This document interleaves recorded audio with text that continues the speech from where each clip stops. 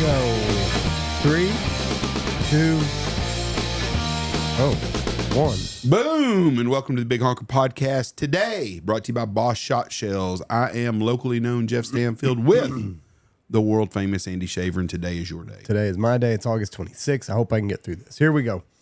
August 26th, we're going to go back to the year 1986. Oh, that's a great year. 1986. Remember it vividly. Good. Okay, we're going to test your knowledge Yeah, in I'm sure I'm going to 1986. screw this up. What happened in New York City in 1986? Central Park. Central Hold on. Park. Elton John played a concert? Nope. This is not going to be anybody that you know. Not any big names. No celebrity was involved in this. Well, shit, I don't know. It wasn't Farm Aid then. It was some kind of aid, probably, to raise money for some starving Ethiopian or some shit, maybe. AIDS Fest, maybe? Nope. The Preppy Killer. I do remember that. The Preppy Killer. Yeah. It wasn't a Kennedy either. Robert Chambers. So on the mornings of August 26th, he was at a bar the night before, and he had met this gal. Name was Jennifer Levin, I believe was her name. I just saw it. Anyway, they go off to do their thing, and she ends up dead. And anyway, so they find her the next day. She had been strangled, had all the bruises and everything. People at the bar that they left, Dorian's right hand, that was the bar that he went to all the time.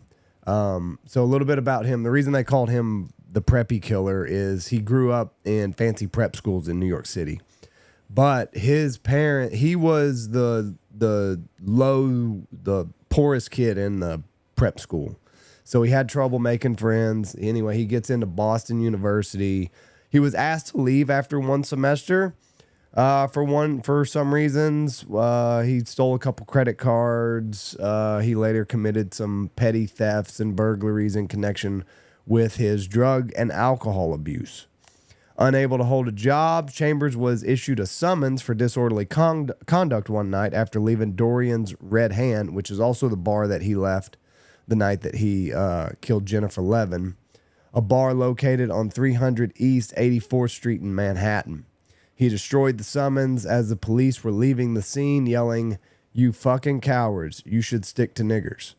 Boston University, you gotta love Boston and New York. They bring out all the racists, so... evidently, he did not think he should be issued a summons. They should stick with black people. So on the morning, about 6:15 in Central Park, they find Levin's half-naked corpse. They find out, yes, she did die from strangulation. They arrest Chambers. He has scratch marks all over his place. He blames it on his cat, which he had just declawed. And then... What an alibi. They don't buy it, so then they book him. And as he's being booked, he says, "That fucking bitch, why didn't she leave me alone?" Now, here's where it gets interesting. He was charged with second-degree murder. He says that she died during rough sex. That's his defense. We were doing it rough, and she just died. I don't know. His attorney at the time pulled out her, Miss Levin's, sexual diary that I guess she had been keeping. So I guess they were going to use that against her. A lot of sexual history in this diary. They use that against her. And then he gets convicted, and he is sentenced to 5 to 15 years. He does the maximum amount of time because he was not a model prisoner. He had a lot of weapons and drug charges in prison. And anyway, he gets out in 2003. Then he goes back again in 2005 for misdemeanor drug charges. And Was a slow learner. Just a career criminal. So anyway, that is the Preppy murder. I do remember that. Okay, my kid that was born today is a most famous child actor. This is a layup. He's the most famous child? Most famous. Macaulay Culkin. Macaulay Culkin was born today. October 26, 1980. Just a little bit older than me, and man, I have not done much in my life. He broke through with his role in Home Alone, and then he reprised that role in Home Alone 2. You know how much he got paid for Home Alone 1? $250,000. $110,000. Do you know, where's it at? But Home Alone 2, he got a little bit more than that. Home Alone 2, he got paid $4.5 million. Yeah. So he did well for himself. Did he do Home Alone 3? Or was that some other kid? Nope, I think he just did 1 and 2. Then he played in Drama Thriller, which I don't know that I've ever seen. He played the good son. That's a creepy show. Yeah, I've seen bits and pieces of it, but I don't know that I've ever seen it through its entirety. He's not a great actor. He just had a great role. He's just a kid. Yeah. Cute kid. He was a really cute kid. He was in My Girl. I've seen bits I remember and pieces that. of My What's Girl. the girl? Is Cameron Diaz in that? Or No, it was never? another child actress. She was in a bunch of stuff. I thought it was an older chick that was in there. Was Jamie it Lee that- Curtis, was Dan it Aykroyd. Bijou Phillips or whatever? I don't know who Bijou Phillips is. That's Mackenzie Phillips' daughter, I think. I don't know any of those people. But anyway, he was born today. He hadn't really done much since. I mean, other than He's living off his money. he was arrested on September 17th, 2004 in Oklahoma City for possession of 17 grams of marijuana and 2 controlled substances, 16.5 milligrams of alprazolam and 32 milligrams of clonazepam, Well, for which he was briefly jailed and released on $4,000 bail. if he would have been homeless around Meridian Avenue, around the airport, Yeah. he'd fit right in. We could have seen him. So anyway, that is Macaulay Culkin. Now, we lost a good one today. Jamie Lee Curtis is the chick lady that was in that movie. I knew there was an older lady in there. Yeah. Jamie Lee Curtis and Dan Aykroyd. I didn't realize Dan Aykroyd was in My Girl. Okay, we lost a good one today. If you have been sick since the 70s, this guy has nursed you back to health. Since the 70s? Since the 70s. This guy has been there to heal you. That's probably why I'm still sick. This guy's not around anymore to make me feel better. To heal you. Yeah. I'm so confused by this. Give me another hint. Is this a doctor? This is a No, but he was there for you when you were homesick from school. Captain Kangaroo. No. Well, that would have been my generation, not yours. 70s. Longest running TV show ever. Gunsmoke. No. Simpsons are the oldest one. I Simpsons should rephrase that. Simpsons is the oldest, longest running show ever.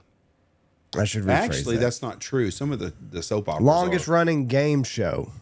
Bob Barker. Bob Barker died today. Do you know he's an Indian?